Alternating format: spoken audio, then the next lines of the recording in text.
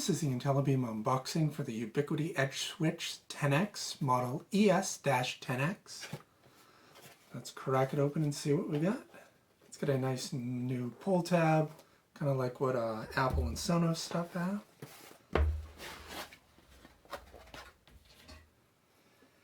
So inside we have the switch itself. Just a quick start guide that you can now download.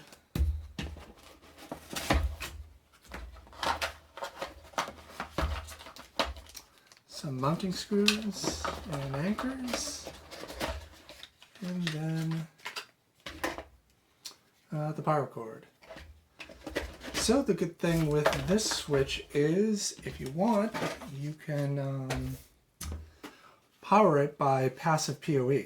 So if you have a passive PoE adapter for one of the devices, you can power the switch by that, and then on the 8th port you can toggle it on in UNMS to have the 8 port be passive. So this way here you don't need to plug in the AC adapter, but you can always if you want. So this has 8 gigabit ports, once again just passive.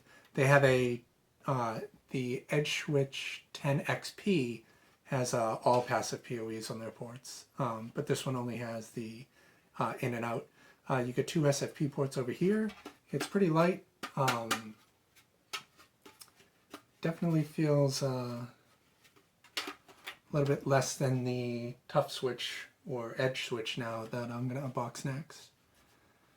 So there's the front, here's the back where you can plug the power adapter in, if not just use the passive. And there you have it. Once again, that was the EdgeSwitch 10X, model ES-10X, unboxing by Intellibeam. Technology of tomorrow, today.